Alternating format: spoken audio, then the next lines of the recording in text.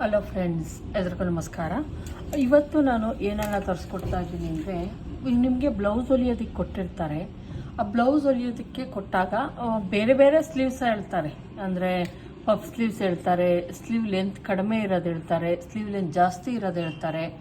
ಅವಕ್ಕೆಲ್ಲವಕ್ಕೂ ಕೂಡ ನಾವು ಯಾವ ರೀತಿ ಬಟ್ಟೆಯನ್ನು ತೊಗೊಬೇಕು ಅನ್ನೋದನ್ನು ಇವತ್ತು ತೋರಿಸ್ತಾ ಇದ್ದೀನಿ. ನೋಡಿ, ಇದು ಬ್ಲೌಸ್ ಪೀಸ್ ನಾನು ಕಟ್ ಮಾಡಬೇಕು, ಆಮೇಲೆ ನಾನು ಇದನ್ನು ತೋರಿಸ್ತೀನಿ ಕಟಿಂಗ್. ಈಗ ನೋಡಿ, ಏನು ಕೊಟ್ಟಿರ್ತಾರೆ, ಬ್ಲೌಸ್ ಪೀಸನ್ನು ಕೊಟ್ಟಿರ್ತಾರೆ. ಅಕಸ್ಮಾತ್ ನೀವು ಇದನ್ನ ಕೊಟ್ಟರು, ಏನು ಕೊಟ್ಟರು, ಉದ್ದ ಸ್ಲೀವ್ಸ್ ಹೇಳಿದ್ರೆ ನಾವಿಲ್ಲಿ ತಾನಲ್ಲಿ ಹಿಂಗೆ ಅರ್ಸ್ಕೊಂಬಂದಿರ್ತೀವಿ. ನೋಡಿ, ಈ ಥರ ಅರ್ಸ್ಕೊಂಬಂದಿರ್ತೀವಲ್ವಾ, ಇಲ್ಲಿ ಅರ್ಸ್ಕೊಂಬಂದಿರೋ ಪೀಸ್ ಈ ಸೈಡು, ಆ ಸೈಡಲ್ಲಿ ನಾವೇನು ಮಾಡಬೇಕಾಗುತ್ತೆ, ಸ್ಲೀವ್ ಲೆಂತ್ 8, 9, 10 ಇಂಚು ಇದ್ದಾಗ, ಅಷ್ಟು ಲೆಂತ್ ಇದ್ದಾಗ ನಾವು ಈ ರೀತಿ ಫೋಲ್ಡ್ ಮಾಡ್ಕೊಬೇಕು. ನೋಡಿ, ಈ ರೀತಿ ಫೋಲ್ಡ್ ಮಾಡಿಕೊಂಡು ನಾವು ಉದ್ದವನ್ನು ತೆಗೆದುಕೊಬೇಕಾಗುತ್ತೆ. ಈಗ ತೋಳಿಗೆ ಒಂದು 10 ಇಂಚು, 10 ಇಂಚ್ಗೆ ನಾವು 11 ಇಂಚನ್ನು ತೆಗೆದುಕೊಬೇಕು, ಅಥವಾ 12 ಇಂಚ್ ಆಗಿರ್ಬೋದು. ನೀವು ಇಷ್ಟನ್ನು ತೆಗೆದುಕೊಬೇಕು. ಇನ್ನು ಮಿಕ್ಕಿದ್ದನ್ನು ಈ ಸೈಡು ನಾವೇನು ಮಾಡ್ಬೋದು, ಆರಾಮಾಗಿ ನಮಗೆ ಸಿಗುತ್ತೆ. ಇದಕ್ಕೆ ಏನಕ್ಕೆ, ತೋಳು ಬಾಡಿ ಪಾರ್ಟು ಕಟಿಂಗ್ ಮಾಡೋದಕ್ಕೆ. ನೋಡಿ, ಇಲ್ಲಿಂದ ತಗೊತಾ ಇದ್ದೀನಿ. ಇಷ್ಟನ್ನು ನಾವು ತೋಳಿಗೆ ಅಂತ ಈಗ ನಾನು ಹಿಂಗೆ ಮಾಡಿಬಿಟ್ಟಾಗ ತೋಳಿಗೆ ಎಷ್ಟು ಬೇಕೋ ಅಷ್ಟನ್ನು ತೆಗೆದುಕೊಂಡಿದ್ವಿ. 10 ಇಂಚ್ವರೆಗೂ ಆಗಿರ್ಬೋದು, 8 ಇಂಚು, 9 ಇಂಚು, 10 ಇಂಚು ಬಂದಾಗ ಈ ರೀತಿ ತೆಗೆದುಕೊಳ್ಳಿ. ಮಿಕ್ಕಿರೋದು ನೀವು ನೋಡಿ, 1 ಮೀಟರ್ ಬಟ್ಟೆ ತಂದಾಗ ನಾವು 42 ಎದೆ ಸುತ್ತಳತೆವರೆಗೂ ಆರಾಮಾಗಿ ಇಲ್ಲಿಂದ ಆಗಲ್ಲ ನಮಗೆ ಸಿಗತ್ತೆ. ಇಲ್ಲ ಅಂದರೆ ನೋಡಿ, 42 13.5 ಐತೆ, 10.5 ನಾವು 40ಗೆ 42ಗೆಲ್ಲ 10.5 10.25 ತೊಗೊಬೇಕು, ಪ್ಲಸ್ 2 ಇಂಚಸ್ ಮಾರ್ಜಿನ್ಗೋಸ್ಕರ. ನಾವು ಉದ್ದ ತೋಳಿಗೆ ನೋಡಿ, ತೋಳಿಗೆ ಇಲ್ಲಿ ತಗೊಂಡಿದ್ದೀವಿ, ಮತ್ತು ಬಾಡಿ ಪಾರ್ಟ್ಗೂ ಕೂಡ ಸಿಗುತ್ತೆ ಈ ಥರ ತಗೊಂಡಾಗ.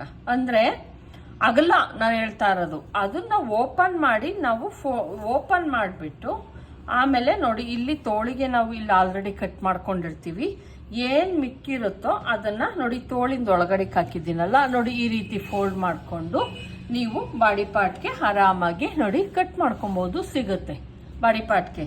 ತೋಳಿಂದ ಎಲ್ಲಿದೆ ಅಂದರೆ, ತೋಳಿಂದು ನೋಡಿ ಇಲ್ಲಿ ನಾನು ಇಟ್ಕೊಂಡಿದ್ದೀನಿ, ತೋಳಿನ ಪಾರ್ಟ್ ಕಟ್ ಮಾಡೋಕ್ಕೆ ಇದ್ರೊಳಗಡೆ ಇದೆ. ನೋಡಿ, ಈ ರೀತಿ ಮಾಡ್ಕೊಂಡಾಗ ಉದ್ದ ತೋಳು ಬಂದಾಗ ಆರಾಮಾಗಿ ನೀವು ಯಾವುದೇ ಒಂದು ಚೂರು 42 43 ಎದೆ ಸುತ್ತಳತೆವರೆಗೂ 1 ಮೀಟರ್ ಬಟ್ಟೆ ಲೈನಿಂಗ್ ತಂದಾಗ ಈ ರೀತಿ ಮಾಡಿದಾಗ ಆರಾಮಾಗಿ ಕಟಿಂಗನ್ನು ಮಾಡ್ಕೊಬೋದು. ಮತ್ತು ಅಕಸ್ಮಾತ್ ನಮ್ಮದು ಸ್ಲೀವ್ ಲೆಂತು 42 ಇದೆ, 43 ಇದೆ, ಓಕೆ, ನೀವು ನಾರ್ಮಲ್ ಹಂಗೆ ಕಟ್ ಮಾಡ್ಬೋದು. ಏನು ಈ ಥರ ಎಡ್ಜಿರುತ್ತೆ, ಈ ಥರ ಎಡ್ಜಿರುತ್ತೆ. ತೋಳಿನ ಉದ್ದ 5 ಇಂಚು, 6 ಇಂಚು, 4 ಇಂಚು ಇದ್ದಾಗ ನಾವು ಈ ಕಡೆ ಫೋಲ್ಡ್ ಮಾಡ್ಕೊಂಡಿದ್ವಿ, ಈ ಕಡೆ ಫೋಲ್ಡ್ ಮಾಡ್ಕೊಂಡಿದ್ವಿ ಉದ್ದ ತೋಳಿದ್ದಕ್ಕೆ. ಈಗ ಅಂದ್ರೆ ಆ ಥರ ನಾವು ಕಟಿಂಗ್ ಮಾಡ್ಕೊಂಡಾಗ ತೋಳಿಗೆ ಬಟ್ಟೆಯನ್ನು ಅಟ್ಯಾಚ್ ಮಾಡಬೇಕು. ಬಟ್ಟೆಯ ಅಗಲ ಕಡಿಮೆ ಇರುತ್ತೆ, ಹಂಗಾಗಿ ಈ ರೀತಿ ಏನು ತುಂಡ ತೋಳು ಗಿಡ್ಡ ತೋಳು ಬಂದಾಗ ನಮ್ಮ ಏನು ಅಗಲ ನೋಡಿ, ಎಷ್ಟು ಅಗಲ ಸಿಕ್ತು ಅಂತ ಬಟ್ಟೆ ಅಗಲ ನಮಗೆ ಸಿಗುತ್ತೆ. ಇಲ್ಲಿ ಬಂದು ನೀವು 5 ಇಂಚಸ್ವರೆಗೂ ತೊಗೊಬೋದು, 6 ಇಂಚಸ್ವರೆಗೂ ತೊಗೊಬೋದು, ಅಥವಾ 7 ಇಂಚಸ್ಸು. ಇಷ್ಟು ನೀವು 3 ಇಂಚಿಂದ 7 ಇಂಚ್ವರೆಗೂ ತೋಳಿನ ಉದ್ದ ಬಂದಾಗ ಈ ರೀತಿ ಫೋಲ್ಡ್ ಮಾಡ್ಕೊಳ್ಳಿ. ಮಿಕ್ಕಿರೋದು ನಮಗೆ ಬಾಡಿ ಪಾರ್ಟ್ಗೆ ಸಾಕಾಗುತ್ತೆ. ನೋಡಿ, ಬಾಡಿ ಪಾರ್ಟ್ಗೆ ಇಲ್ಲಿ ಸಾಕಾಗುತ್ತೆ. ಇದನ್ನು ಆದರೆ ಓಪನ್ ಮಾಡಿದಾಗ ಸಾಕಾಗುತ್ತೆ. ತೋಳಿನ ಉದ್ದ 3 ಇಂಚು, 4 ಇಂಚು, 5 ಇಂಚು, 6 ಇಂಚು ಇದ್ದಾಗ ಈ ರೀತಿ ಫೋಲ್ಡ್ ಮಾಡ್ಕೊಬೇಕು. ಈ ರೀತಿ ತೆಗೆದುಕೊಳ್ಳಿ. ನಾವು ಬಟ್ಟೆ ಯಾವುದೇ ಒಂದು ಅಟ್ಯಾಚ್ ಮಾಡೋ ಅಷ್ಟು ಇರಲ್ಲ, ತೋಳಿಗೆ ಎಕ್ಸ್ಟ್ರಾ ಬಟ್ಟೆ ಅಟ್ಯಾಚ್ ಮಾಡೋ ಅಷ್ಟು ಇರಲ್ಲ. ಮತ್ತು ನೀವೇನು ತೋಳಿಗೆ ನಾವು ಯಾವ ರೀತಿ ತಗೊಬೇಕು ಅಳತೆ ಅಂತ ಅಂದರೆ, ಕೆಲವೊಬ್ರು ಹೇಳ್ತಿರ್ತೀರ ಬಟ್ಟೆ ಶಾರ್ಟೇಜ್ ಬರ್ತಾ ಐತೆ ತೋಳಿಗೆ ಅಂತ. ಯಾಕೆ ಅಂದರೆ, ನೀವು ಈ ಬಟ್ಟೆಯ ಅಗಲವನ್ನು ಕಡಿಮೆ ತಗೊಂಡಿರ್ತೀರ, ಅವಾಗ ಶಾರ್ಟೇಜ್ ಬರುತ್ತೆ. ಹೆಂಗೆ ಪರ್ಫೆಕ್ಟಾಗಿ ನಮ್ಮ ತೋಳಿನ ಬಟ್ಟೆಯನ್ನು ಕಟ್ ಮಾಡ್ಕೊಳ್ಳೋದು ಅಂದರೆ, ನೋಡಿ ಇಲ್ಲೇನಿರುತ್ತೆ, ಇಲ್ಲಿಂದ ಹಿಂಗೆ ಇಟ್ಕೊಂಡು ಇಲ್ಲಿಗೆ ನೋಡಿ, ಇಲ್ಲಿ 7 ಇಂಚ್ ಐತೆ, 7 ಇಂಚ್ಗೆ ಪ್ಲಸ್ 2 ಇಂಚಸ್ಸು ಸೇರಿಸ್ಕೊಬೇಕು, 9 ಇಂಚು. ಈ ತೋಳನ್ನು ಸ್ಟಿಚ್ ಮಾಡೋದಕ್ಕೆ ನಮ್ಗೆ 9 ಇಂಚ್ ಮಾರ್ಜಿನ್ನು ಸೇರಿ 9 ಇಂಚು ಬಟ್ಟೆಯ ಅಗಲ ಇರಬೇಕು. ನೋಡಿ, 9 ಇಂಚು ಅಥವಾ 8.5 ಇದ್ರೂ ಓಕೆ ಫ್ರೆಂಡ್ಸ್. 8.5 ನಾನು ಸುಮ್ಮನೆ ತೋರಿಸ್ತಾ ಇದ್ದೀನಿ ಅಷ್ಟೇನೆ, ಏನು ಕಟಿಂಗ್ ಏನು ಮಾಡಲ್ಲ. ನೋಡಿ, ಇಲ್ಲಿ ಇಷ್ಟು ಅಗಲದ ಬಟ್ಟೆ ನಮಗೆ ಬೇಕು, ಮಾರ್ಜಿನು ಸೇರಿ. ಈಗ ತೋರಿಸ್ತೀನಿ ನೋಡಿ ಏನು ಹೆಂಗೆ ಅಂತ ಅಂದರೆ, ನೋಡಿ ನೀಟಾಗಿ ಹಿಂಗೆ ಇಟ್ಕೊಂಡು ಇಲ್ಲಿ ಯಾವುದೇ ಕಟಿಂಗ್ ಮಾಡ್ತಾ ಇಲ್ಲ ಫ್ರೆಂಡ್ಸ್. ನೋಡಿ ಹಿಂಗೆ ನೀಟಾಗಿ ಇಟ್ಕೊಳ್ಳಿ. ನೋಡಿ ಇಲ್ಲಿ ನಾವು ನಮ್ಮದು ಅವ್ರದ್ದು ಸ್ಟಿಚಿಂಗ್ ಬಂದು ಇಲ್ಲಿದೆ +2 ಇಂಚಸ್ ಮಾರ್ಜಿನ್ಗೋಸ್ಕರ. ಈ ಥರ ನೀವೇನಾದರೂ ಇಷ್ಟ ಅಗಲ ತಗೊಂಡ್ಬಿಟ್ಟು ಬಟ್ಟೆನ ಇಲ್ಲಿಗೆ ಮಾರ್ಕ್ ಹಾಕ್ಬಿಟ್ಟು ಬಟ್ಟೆ ಶಾರ್ಟೇಜ್ ಬರ್ತಾಯ್ತೆ ಅಂದರೆ ಹೆಂಗೆ ಸಿಗುತ್ತೆ? ನಮ್ಗೆ ತೋಳಿಗೆ ಬೇಕಾಗಿರೋ ಬಟ್ಟೆ ಕರೆಕ್ಟಾಗಿದ್ದರೆ ತಾನೇ ಅಲ್ಲಿ ನಮಗೆ ಬಟ್ಟೆ ಸಿಗೋದು, ಇಲ್ಲ ಅಂದರೆ ಸಿಗಲ್ಲ. ನಮಗೆ ಎಷ್ಟು ತೋಳಿನ ಅಗಲದ ಬಟ್ಟೆ ಇರುತ್ತೋ ಅದನ್ನ ನೋಡ್ಕೊಳ್ಳಿ. ಈ ಥರ ಹಿಂಗಿಟ್ಕೊಂಡು ಇಲ್ಲಿ ನೋಡ್ಕೊಬೇಕು, ಇಲ್ಲೆಲ್ಲ ನೋಡ್ಕೊಬಾರ್ದು, ಕಡಿಮೆ ಇರುತ್ತೆ. ನೋಡಿ ಇಲ್ಲಿ ಎಷ್ಟು ಇರುತ್ತೋ ಅಷ್ಟನ್ನು ನೋಡ್ಕೊಳ್ಳಿ. ಇಲ್ಲಿ 7.5 ಐತೆ, 7.5ಗೆ +2 ಇಂಚಸ್ ಸೇರಿಸಿದ್ರೆ 7.5, 8.5, 9 ಇಂಚು ನೀವು ತೆಗೆದುಕೊಂಡ್ರೆ ಹೌದು. ನೋಡಿ ಇಲ್ಲಿಗೆ ನಮ್ದು ಬಂದಿದೆ, ಅವ್ರದ್ದು ತೋಳ್ದು ಇಲ್ಲಿಗೆ ಬಂದಿದೆ, ಆದ್ರೆ 1.5 ಇಂಚ್ ಸಿಗ್ತಾ ಐತೆ. ನಾವ್ ಇನ್ನ 1/2 ಇಂಚು ತಗೊಬೇಕು. ಅಂದ್ರೆ +2 ಇಂಚಸ್ ಏನ್ ಇರುತ್ತೋ ತೋಳು ಅಂದ್ರೆ ಇಲ್ಲಿ ತಗೊಬೇಕು, ತೋಳಿಗೆ ಇಲ್ಲಿ ತಗೊಬೇಕು. ಎಷ್ಟಿರುತ್ತೋ ಇಲ್ಲಿಂದ ಇಲ್ಲಿಗೆ ಅಷ್ಟು ಬಟ್ಟೆ ಆಗಲದಕ್ಕೆ 2 ಇಂಚು ಸೇರಿಸಿ ತೆಗೆದುಕೊಳ್ಳಿ. ಅವಾಗ ನಿಮ್ಮ ತೋಳಿಗೆ ಬಟ್ಟೆ ಸರಿಯಾಗಿ ಸಿಗುತ್ತೆ. ಯಾವುದು ಬಟ್ಟೆಯನ್ನು ಅಕಸ್ಮಾತ್ ಬಟ್ಟೆ ಶಾರ್ಟೇಜ್ ಬಂದ್ರೆ ಅಟ್ಯಾಚ್ ಮಾಡ್ಕೊಳ್ಳಿ, ಪೀಸನ್ನು ಅಟ್ಯಾಚ್ ಮಾಡ್ಕೊಳ್ಳಿ. ಈ ಓಪನ್ ಸೈಡ್ ಏನ್ ಬರುತ್ತೆ ಇಲ್ಲಿಗೆ ಅಟ್ಯಾಚ್ ಮಾಡ್ಕೊಂಡ್ರೆ, ಬಟ್ಟೆ ಕಡಿಮೆ ಇತ್ತು ಅಂದಾಗ ಅಟ್ಯಾಚ್ ಮಾಡ್ಕೊಳ್ಳಿ, ತೊಂದರೆ ಏನಿಲ್ಲ. ಅದು ಕಾಮನ್. ಇದಾಯ್ತಾ? ಈಗ ನಾವೇನ್ ಮಾಡ್ಬೇಕಾಗತ್ತೆ, ಈಗ ಉದ್ದ ತೊಳಗಾಯ್ತು, ಗಿಡ್ಡ ತೊಳಗಾಯ್ತು.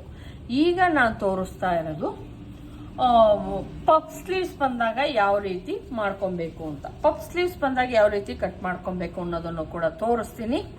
ಇಲ್ಲಿ ನೋಡಿ ಬಾರ್ಡರ್ ಕೊಟ್ಟಿರ್ತಾರೆ. ಬಾರ್ಡರ್ ಬಂದಾಗ ನಾರ್ಮಲ್ ಪಫ್ ಸ್ಲೀವ್ಸ್ ಆದ್ರೆ ನೀವೇನು ಬಾರ್ಡರ್ ಇಲ್ಲ, ಏನು ಇಲ್ಲ, ಕೆಳಗಡೆ 1 ಇಂಚು ಪಟ್ಟಿಯನ್ನ ಕೊಟ್ಟು ನಾರ್ಮಲ್ ಪಫ್ ಸ್ಲೀವ್ಸ್ ಯಾವುದೇ ಬಾರ್ಡರ್ ಇಲ್ಲ, ಕೆಳಗಡೆ 1 ಇಂಚ್ ಪಟ್ಟಿಯನ್ನ ನಾವು ಓನಾಗಿ ಕೊಟ್ಟು ಮಾಡೋದಾದ್ರೆ ಏನ್ ಮಾಡಿ, ನೀವು 2 ಸೈಡು ಏನ್ ಮೇನ್ ಫ್ಯಾಬ್ರಿಕ್ ಇರುತ್ತೆ ಲೈನಿಂಗ್, ಆಮೇಲೆ ನಾರ್ಮಲ್ ತೋಳಿನ ಅಳತೆಗೆ ಲೈನಿಂಗ್ ಅನ್ನ ಕಟ್ ಮಾಡ್ಕೊಳ್ಳಿ.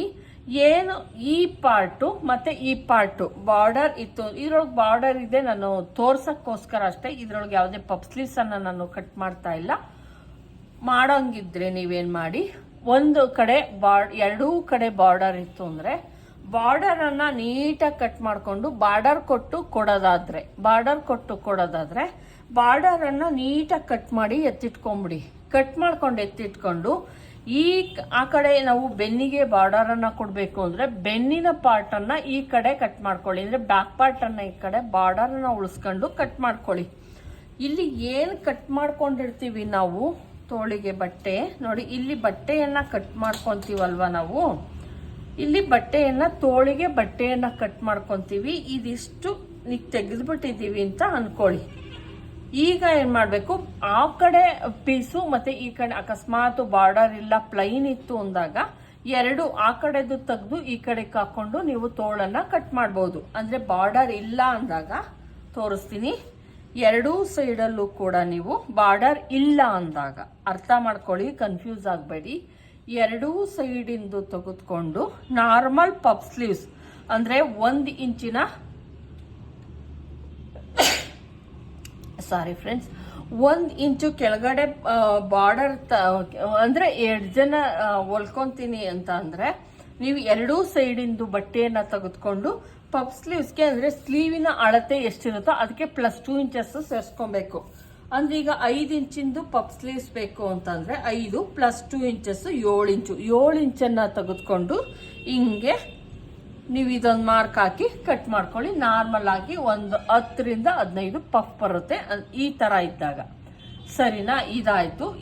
ಈಗ ಅಕಸ್ಮಾತ್ ನಾರ್ಮಲ್ ಪಫ್ಗೆ ಬಾರ್ಡರ್ ಇತ್ತು ಅಂದಾಗ ಏನ್ ಮಾಡಿ, ಬ್ಯಾಕಲ್ಲಿ ನಾವು ಬಾರ್ಡರ್ ಕೊಟ್ಟು ಒಂದ್ ಸೈಡಲ್ಲಿ ಬಾರ್ಡರ್ಗೆ ನಾವು ಇದನ್ನ ಕೊಟ್ಟು ಬೆನ್ನಿಗೆ ಕೊಡ್ತಾ ಇದ್ದೀವಿ ಅಂದಾಗ ಆ ಕಡೆ ಏನು ಮಾಡಕ್ ಹೋಗ್ಬೇಡಿ. ಈ ಬಾರ್ಡರ್ ಏನಿರುತ್ತೋ ಇದನ್ನ ನೀಟಾಗಿ ಕಟ್ ಮಾಡಿ ಎತ್ತಿಟ್ಕೊಂಡ್ಬಿಡಿ. ಬಾಹುಬಲಿ ಸ್ಲೀವ್ಸ್ ಅಥವಾ ಬಾರ್ಡರ್ ಸ್ಲೀವ್ಸ್ ಕೊಟ್ಟು ಸ್ಟಿಚ್ ಮಾಡ್ತೀನಿ ಅಂದ್ರೆ ಈ ಬಾರ್ಡರ್ ಅನ್ನ ನೀಟಾಗಿ ಕಟ್ ಮಾಡ್ಕೊಂಡ್ಬಿಡಿ.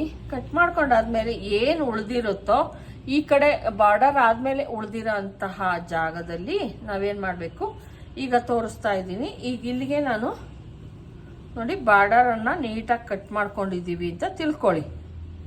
ನೋಡಿ ಇಲ್ಲಿ ಬಾರ್ಡರ್ ಕಟ್ ಮಾಡ್ಕೊಂಡಿದೀವಿ. ಈಗ ಇದನ್ನ ನಾವೇನ್ ಮಾಡ್ಬೇಕಾಗುತ್ತೆ, 2 ಫೋಲ್ಡು ಇಲ್ಲಿ ಮಾಡ್ಕೊಬೇಕು. ನಮ್ಗೆ ಎಷ್ಟು ಅಗಲದ ಪಟ್ಟಿ ಬೇಕೋ ಅಷ್ಟನ್ನ ಇಲ್ಲಿ ತಯಾರು ಮಾಡ್ಕೊಬೇಕು. ಇದು ಲೆಕ್ಕಕ್ಕಿಲ್ಲ, ಇದು ಲೆಕ್ಕಕ್ಕಿಲ್ಲ ಫ್ರೆಂಡ್ಸ್. ಇಲ್ಲಿ ನಾವು ಇದು ಬಾರ್ಡರ್ ಕಟ್ ಮಾಡಿಬಿಟ್ಟಿದ್ದೀವಿ ಅಂತ ತಿಳ್ಕೊಳ್ಳಿ. ನೋಡಿ ಹಿಂಗೆ ಮಾಡ್ಕೊಳ್ಳಿ. ಏನು ಈ ಕೆಳಗಡೆ ಇದೆಯಲ್ಲ, ಇದು 2 ಫೋಲ್ಡ್ ಆಗಿದೆ, ನೋಡ್ತಾ ಇರ್ಬೋದು 2 ಫೋಲ್ಡ್ ಇದೆ.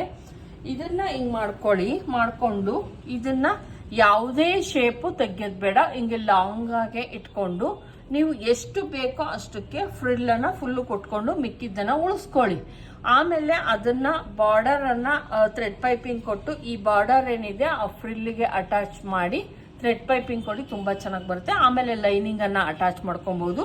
ನಿಮ್ಗೆ ಮಿನಿಮಮ್ 8 ರಿಂದ 9 ಇಂಚು ಅಥವಾ ಇದನ್ನ ಜಾಸ್ತಿ ತೆಗೆದುಕೊಂಡ್ರೆ ಇನ್ನ ಸಿಗುತ್ತೆ.